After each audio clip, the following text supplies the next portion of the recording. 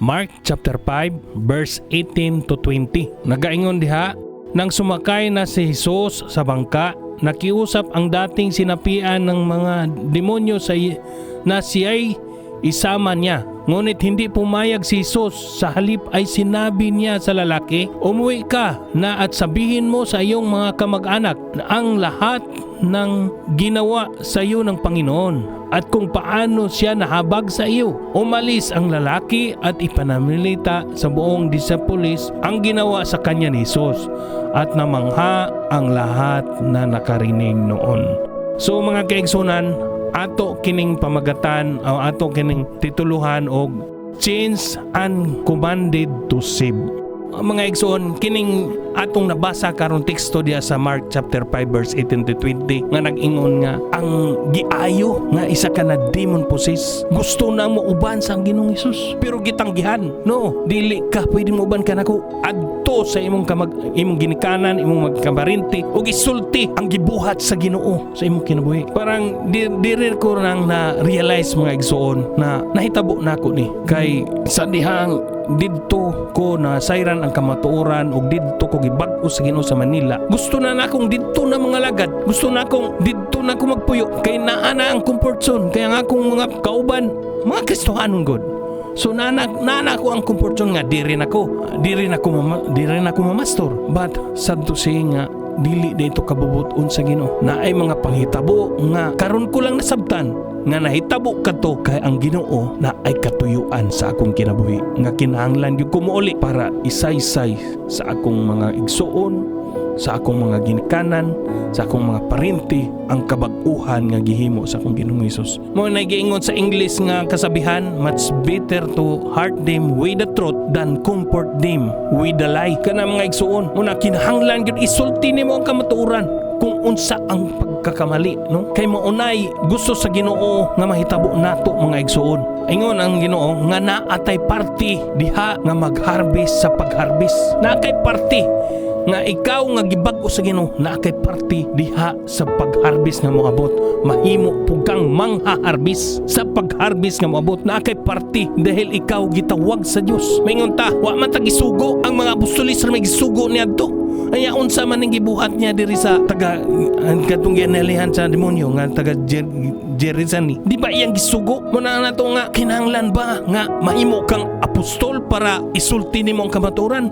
Kining isa ka taong na demon possessed nga giayo sa Ginoong Hesus dili man ni disipulo ni Kristo. Nakadawat lang siya og pagkabag-o kaayuhan siyang kaugalingon tungod sa gibuhat ng Ginoong Hesus. Pero ang gusto sa atong Ginoong Hesus mag-witness siya, mo-testify siya, no? Una mga igsoon nga ikaw bisag dili ka pastor, basta kahibalo ka sa kamatuoran sa pulong sa Ginoo, imo kining bulaton. Mo na gisangon sa imong Ginoo nga kinahanglan isulti sa uban. Kay giingon sa Santiago chapter 4 verse 17, kung alam mo ang mabuti at hindi mo ginagawa, kasalanan mo ito. Nakasala ka igsuon kung sa ang kamatuoran imo nang nadawat sa imong kaugalingon, unya imo lang nang gikaugalingon ug wa na mo nagi-share sa uban, nakasala ka igsuon. Kinahanglan mahimo kang parte diha sa pag-ani nga moabot igsuon. Trust God to do His part. Ubanan ka sa Ginoo igsuon. Kung buhaton nimo kini igsuon, kinahanglan kung nakadawat ka na sa kamatuoran o sa kabag-uhan diha sa atong Ginoong Hesus, sa iyang pagbag-o, pag-ayo nga naman giayo man ta kitang nakadawat sa pulong sa Ginoo ug ato kining gituan si Ginoong Hesus, kita giayo na sa atong pagka-demon possessed. Dili lang maingon ta nga kadturang nang isay, kadturang kusgan na kaayo, kadto nang magsingit-singit mo rato yung demon possessed. Pero wata kahibalo kani adto demon possessed ta. Kaya ang atong pagtuo layo, no? Naatay espiritu nga rebellion diha sa kabubuton sa Ginoo. Nga wata misunod sa iyang mga kabubuton, sa iyang kasuguan. Mo na ang kinahanglan gyud igsuon. Kini ang panahon nato nga mubarog ta kay haduol na gyud ang adlaw sa pagbalik sa atong Ginoong Hesus. Hapit na mo balik ang atong Ginoo. Hapit na mahuman kining kalibutan nga kinahanglan himuon nimo ang imong parte nga mahimo kang mangha-harvest sa pag-agbot sa pag-harvest sa atong Ginoo sa tanang mituo ug nisalig kaniya, no? O man itong panginang kamutan mga igsoon kay dili lang ta mabuhi kutob niining kalibutan na, no? Dili lang ta mabuhi na ay eternidad nga giandam sa Ginoo kanato. Katong nituman sa kaniya eternidad sa langit kauban niya.